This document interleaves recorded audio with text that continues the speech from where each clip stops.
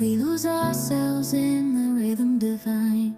Underneath the sky painted with dreams, we're chasing the echo. Media, ubenya baby, I will better. I am Citizen Media College. We train professional. In the midnight glow where the stars align, we lose ourselves in the rhythm divine. Underneath the sky painted with dreams, we're chasing the echoes of silent screams. Caught in the spell of the cosmic night, where fantasies. We put on the microphone. Over said yeah. You saw microphone no because yeah. Interest parties. Ewo on my chichiri yemu. On my na ye chichiri no. Ye wo interest. Na ye ka ho na ye chichiri. Inti ye de ne say we read, we monitor, we search on issues. Yeah, the monitor. Yes, sir. Na the ababa tudwa. And some yet no. Near the ababa tudwa. A man for adano.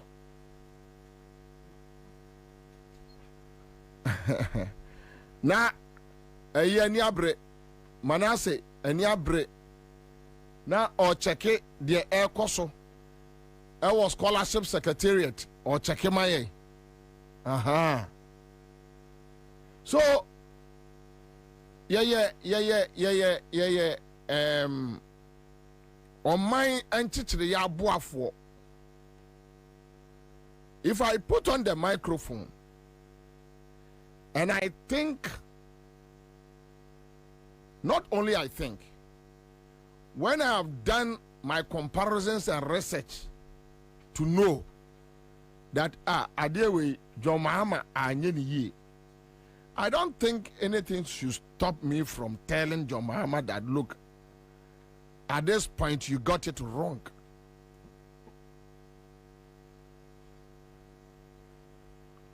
You understand? Forget about the reason why Ebinum they will tell you, oh, media make juma ma betrefie me pass because of the kind of antagonism a war system numu. People will antagonize him or her usuro. A man for be tino on be tiny ni or mo be dinani usuro. Me Bobie Ansah me usuro. Me va your baby anyway, me who cry. Me who. And you see, in your attempt to put across information, one will be affected. back no abaya affected no ne bubefu ombe brandel no problem if so enye hu what you say open medi oyo obi a open medi bibia bedi bibia don sabeka. That is where we have problems no entu na mana usuro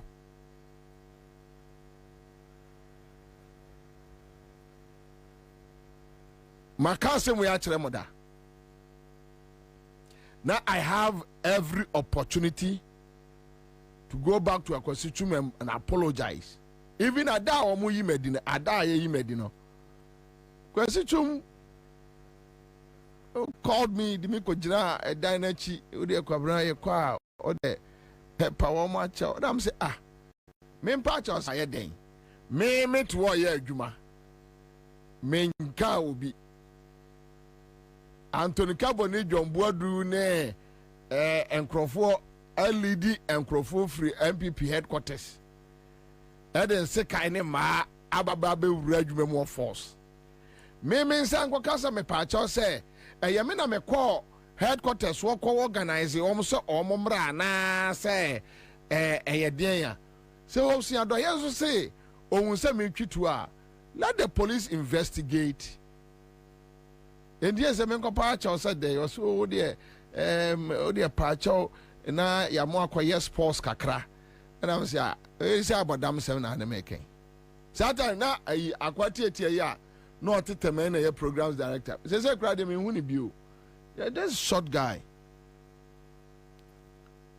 na say na mu say ne car says motorway ho baby oh me rafine din oh no oye na mfofo ni bia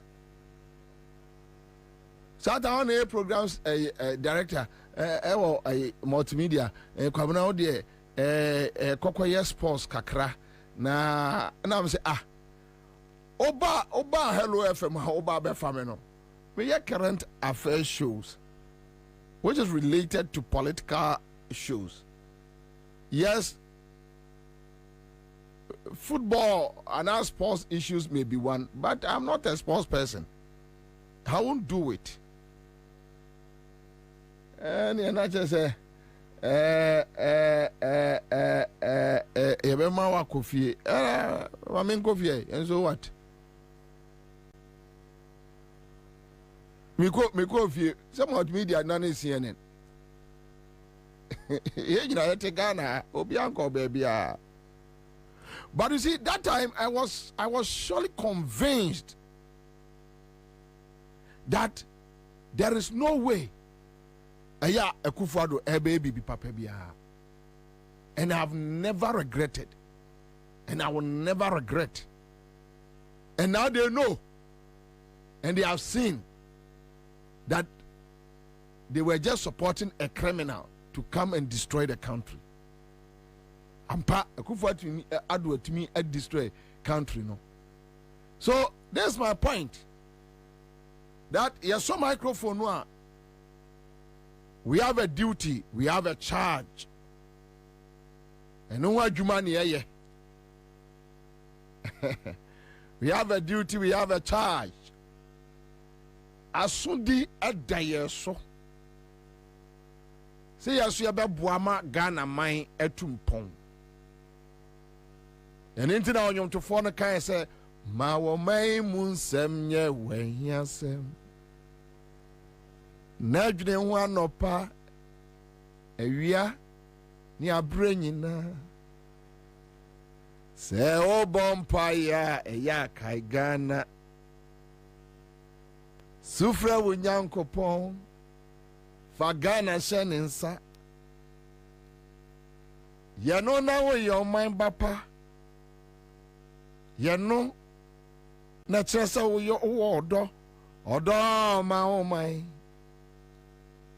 Eno ara na ya hwehwe o. Odo ma o mai. Eno ara ne hia. Adama, oh my.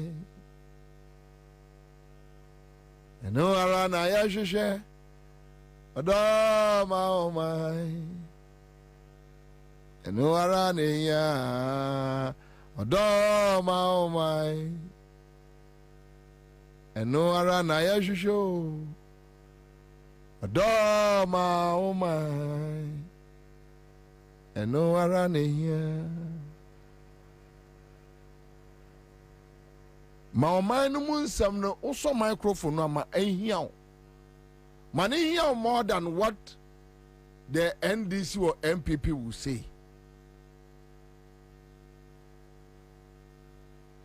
Eight years of Akufo-Addo. And if we take various sectors, na Akufo-Addo Bawumia aya dia achen Atamels John Mahama, I won't waste my time on NDC. NDC does not feed me.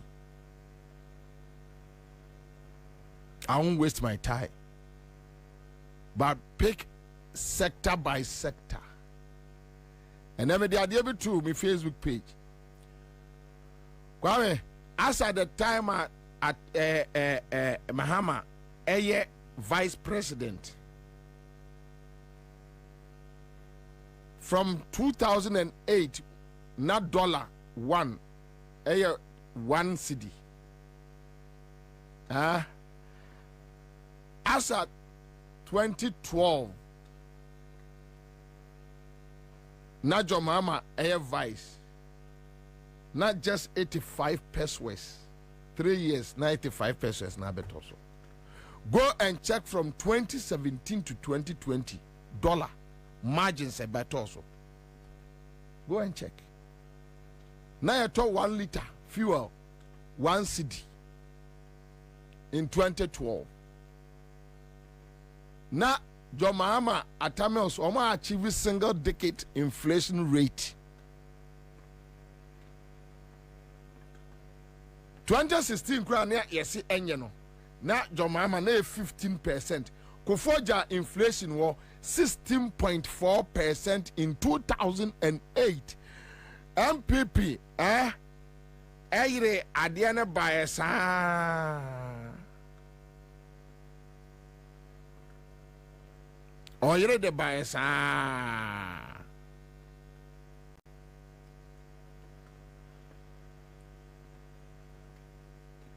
2016 and year see no. Na 15%. As we speak, inflation earning almost by 35. You know, normal manage figures, no. Just normal massage figures, no.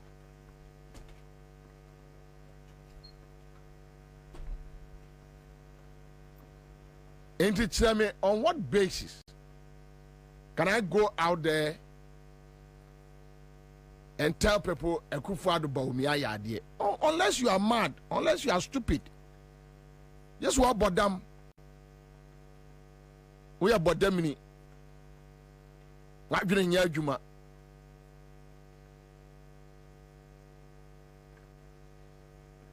What doing here, Juma? Jesus, sir.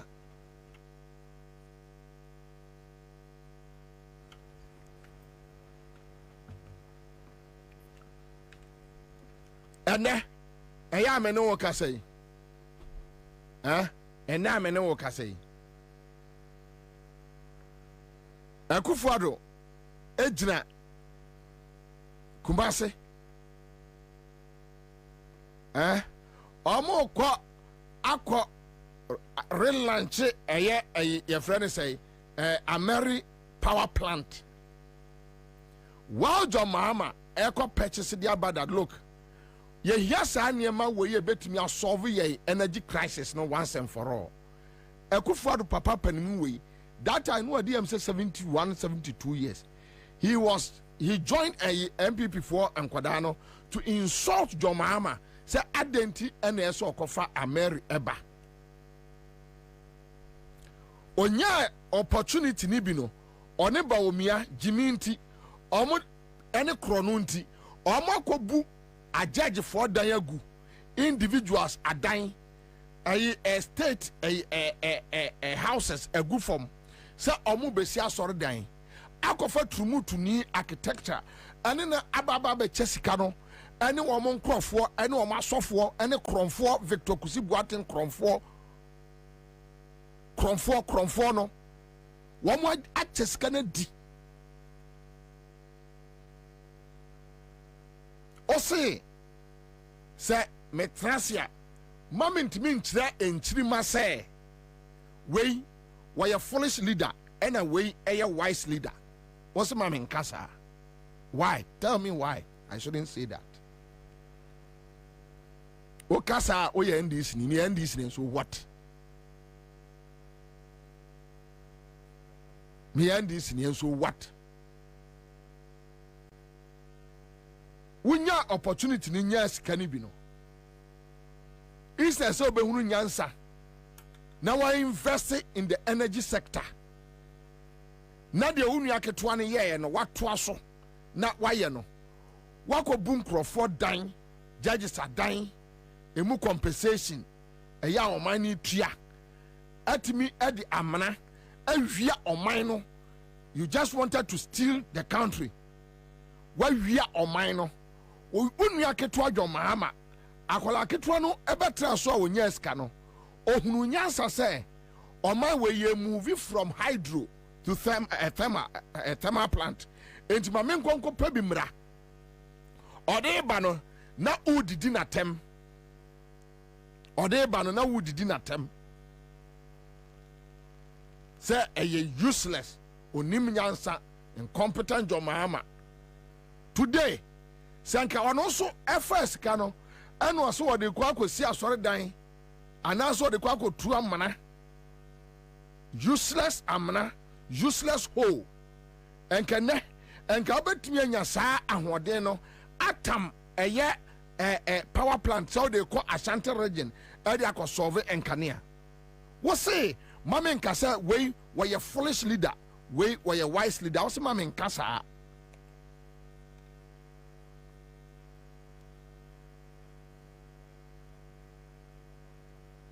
chale check sound no Ose ma men kasa na de men kasa Father Dixon no ma you know o de okwa ya read the say reading we say me refi kra say the satan no mo ka no o mo kasa me hwe o mo say grofo mo abobo adam o mo so okwa o de ka say John Mahama na to Mary na Akufo-Addo ne tu eye cathedral amna na de giant saa na microphone decide omon decide de hwengase asem omon decide he nyai no omon decide de obi agimi untimi kan chance wagimi me taxpayers money as if John Mahama ne your friends say Akufo-Addo betena so a they have their own money to run the country. They don't have their own money. It's our money. They see Accra FM, CMG, Peace FM, Adoma FM, City near the other. Omo managers. So all the adjumani say obinsa. Nasa ni pakrono ojimia.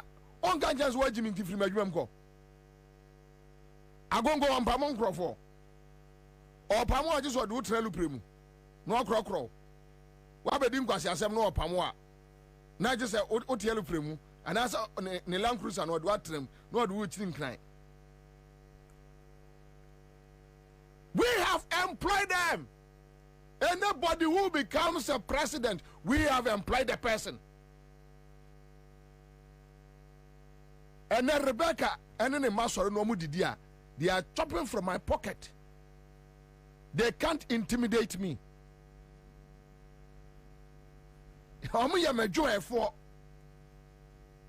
They can't intimidate me. No way. You can't.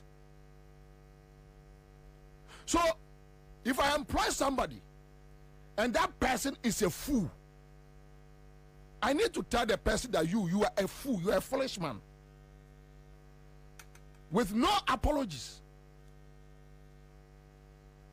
You are a fool. You are a fool because when himself say amana and provide the energy ɛna wafa yɛ sika akɔto agu ɛhɔ wawia bi ne wɔ busuafoɔ ne nkurɔfoɔ adi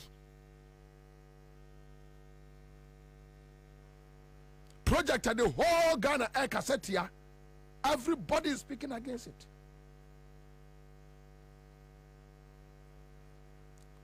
What's me a presenter, a broadcaster into me so microphone numa mamen kasa. Mamen kasa say. When you are ketwa enya opportunity.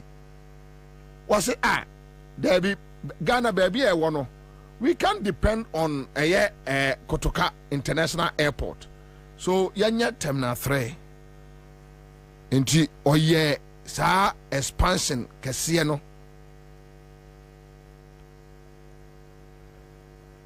Brand new airport. John Mahama. Panino oyaku fadu ne ba omi enya opportunity no.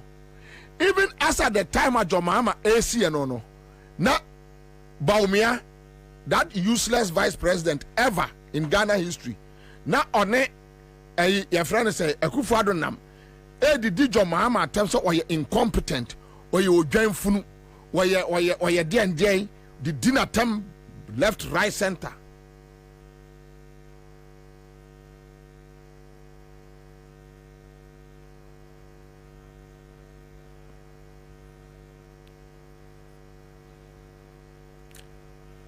Akufo-Addo nya opportunity ni bi no yima sakotoka Akufo-Addo betoye obetoye no instance say odo so ebesi bi no eno ode ama Magdan say Magdan onye na one ne yire ne ma omo nko amfa ni di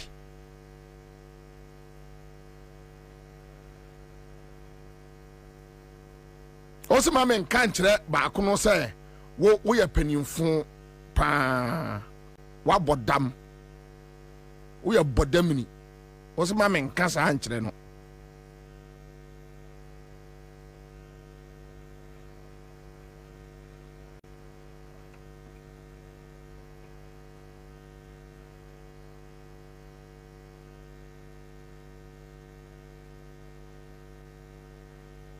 we must be able to call people out.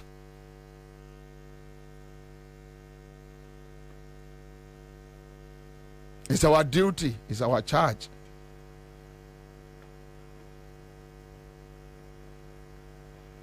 Ya buama ya chichire omai.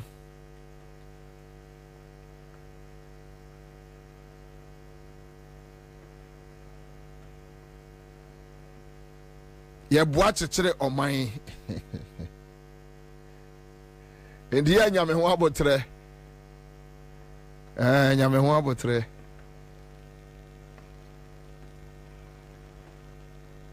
They are not matured now. Omoya matured, and when they are able to liberate their minds and their stomach, when they are able to liberate their stomach from people's pocket, they can speak like how we are speaking. When they are able to liberate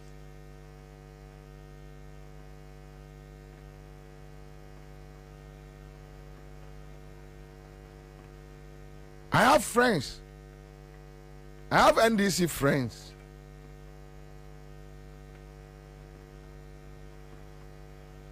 They know me. JM nim say, on wadam for a friend Bobie Ansah, when it's wrong, Bobie will tell you it's wrong. Talk to Miami Wafa, COP Kofi Boache, or back at how I behave.